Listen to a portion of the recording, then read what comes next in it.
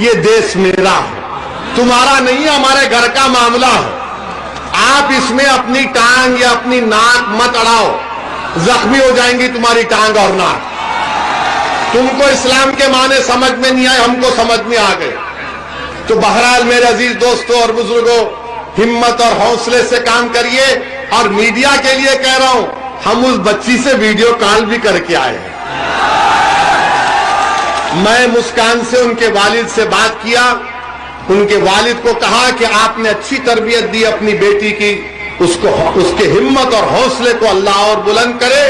تو اس بچی نے ہم سے بھی بات کی اور اس نے کہا کہ اویسی صاحب، ہم آپ کے بھاشن کو سنتے ہیں۔ میں نے کہا یہ یہاں بھی سن رہے ہیں، مگر خیر ہم مبارکباد دیتے ہیں اور ہم آپ کو بتانا چاہ رہے ہیں کہ برقع، حجاب اور چادر، کیرلا ہائی کورٹ نے کہا کہ یہ اسلام کا ایسنشل فیچر ہے، ایسنشل چیز ہے، یہ کوئی نہیں کرتا کوئی بات نہیں ہے۔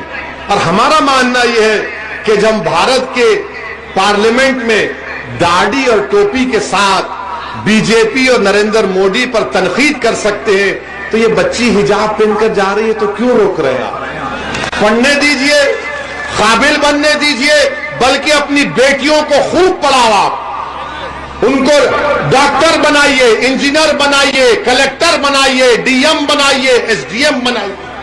ہمارا مقصد تو یہی ہے کہ بھارت میں جب تک بھارت کی مہیلاؤں کی سرکشا نہیں ہوگی، جب تک بھارت کے مہیلاؤں کو ترقی کے مواقع نہیں ملیں گے، بھارت سپر پاور نہیں بن سکتا۔ سپر پاور بننا ہے تو مہیلاؤں کو ان کا جائز مقام ملنا ضروری ہے۔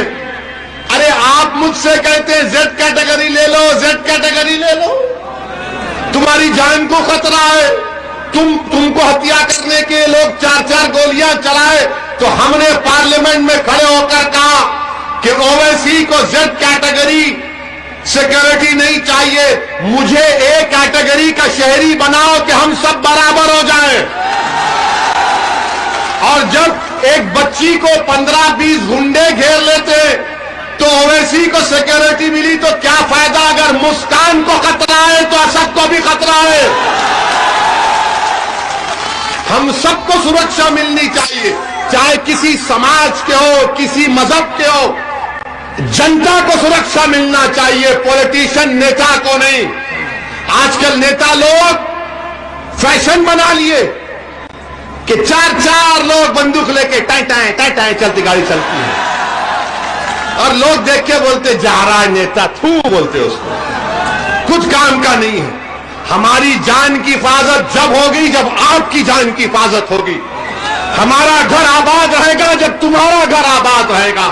ہماری بیٹی خوشی اس وقت خوش ہوگی جب تمہاری بیٹیاں خوش ہوں گی۔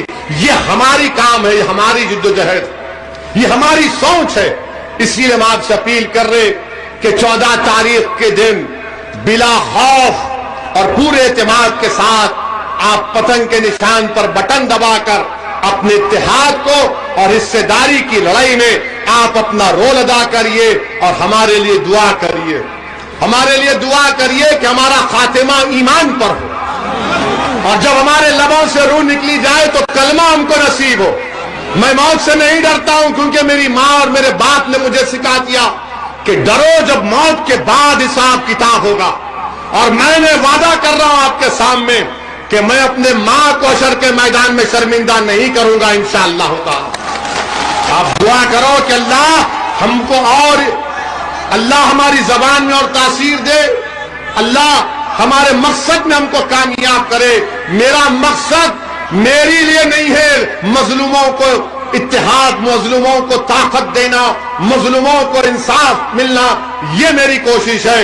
میں آپ سے اپیل کر سکتا ہوں، میں گزارش کر سکتا ہوں کہ آپ ہمارے اس مقصد میں، ہمارے سیاسی سفر میں ہمارا ساتھ دیجئے، پتنگ کے نشان پر بٹن دبا کر اپنے اتحاد کو مضبوط کریے۔